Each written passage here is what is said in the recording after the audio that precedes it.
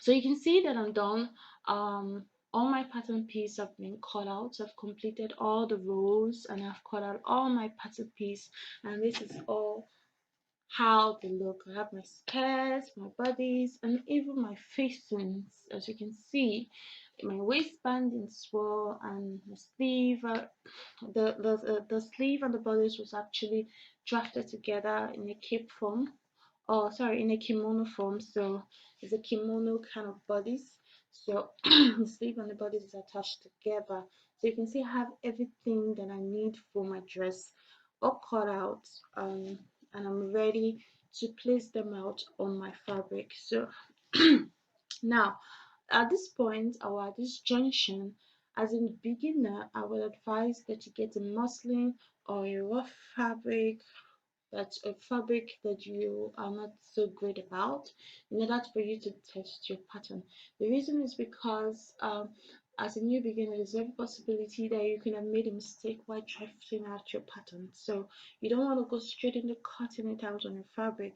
So it's important to test first using your muslin. So I would advise you get a muslin or uh, a fabric you're not a fan of, and you're just going to test the fabric. And if there's any adjustment that needs to be made, you just go straight to your Valentina and then you make the relevant adjustment and print out that specific um area where you made the adjustment, so you don't need to start printing the whole pattern again. Okay, I hope you understand. You don't need to start printing, just print that particular page or pages where you have made the adjustment, and then you go to your pattern, trim it off, and then glue it back together. That's simple. So you don't need to start um printing the whole pattern all over again.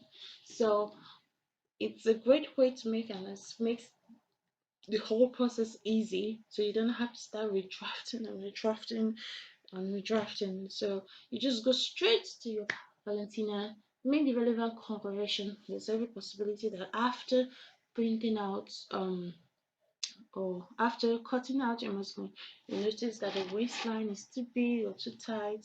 You know, so many slight errors that could happen while making your draft. But because this draft that I made is a custom draft, meaning specific to only me, I'm confident, and I've been doing this for a very long time. Well, I've been doing this for quite a while, so I'm very confident about my draft. So I'm just going to take it straight to my fabric and cut it out. And by the way, I'm also going to show you how to lay a pattern on your fabric to cut.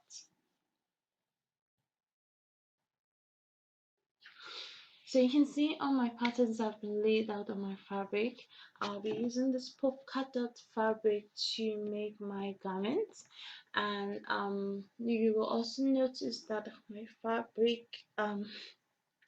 has been laid down in such a way to accommodate easy cutting for my fabric. Now, if you were sewing a commercial pattern or you're creating a commercial pattern, you will need gray lines to help your customers know how to perfectly place the fabric. And since you are going to be using gray lines, you also have to include recommended fabrics, because to help your customers have an idea of how to how to place their patterns on your fabric. But this is not a commercial pattern. You will learn all of that in the advanced class. So if you want to learn how to use grid lines for commercial patterns, make sure you stick with me. Next time I'll be doing this, because next time we're doing this, I'll be doing this for the advanced class. I'll be teaching you how to make commercial patterns. Okay, but for now we're sticking to the basics. And this, since this pattern is basically custom based fabric, it means I already have an idea of my fabric. I'm already knowledgeable about my fabric, so I know the right positions and the right styles or the right angles to place my fabric. But if you are not very sure of this, then make sure you get to understand your fabric before you go straight into drafting your pattern or placing them out on your fabric and cutting it out. Okay, so because I already understand the outcome or how I want my fabric to turn out the pattern, the design that I want, I'll just simply place my pattern following the instructions that I've already written on it. So if the pattern says cut during the fold, it means that I have to place my pattern on a fold and cut it out. But if it says cut one and there is no fold, it means I don't need to include folding for the particular piece, especially the facing. Most of my facing right here have instructions that I should just cut one, right, or cut in the fold. So I just follow the instructions written on it, and then everything will work out great.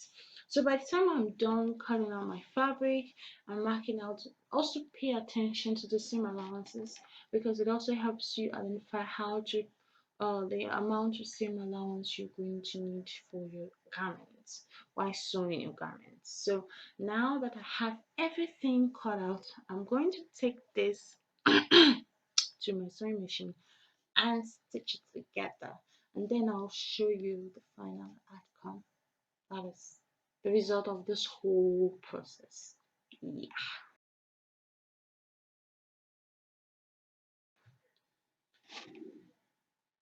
Okay, so you can see my dress is complete and it's looking so great. I love it.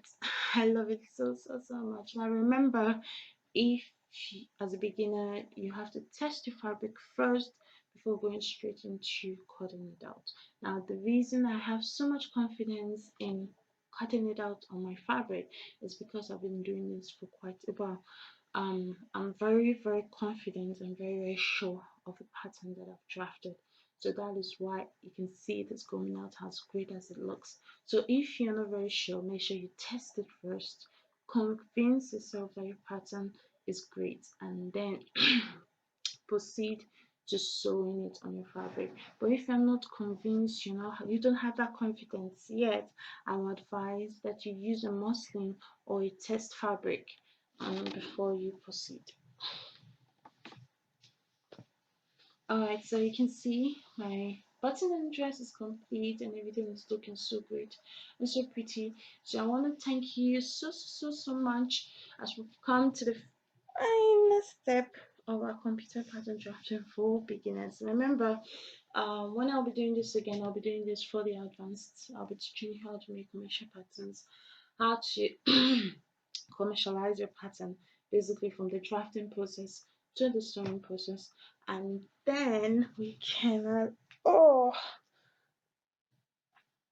we cannot do so much about it. Now as a student, please make sure you drop a review of this class. If I bored you during the process, I'm really sorry. My intention was to make it so much fun for you, and I hope that you had fun and you learned a lot during this class. So please leave a review.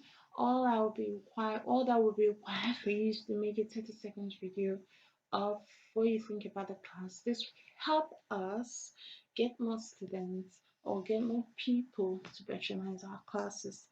So make sure you drop your review at the end of this class, and make sure you submit your assignments before you go. Yeah, make sure you submit your assignments before you leave us, because it's important that you take your tasks and assignments seriously. This is the only way I will know that you got or you understood what was taught.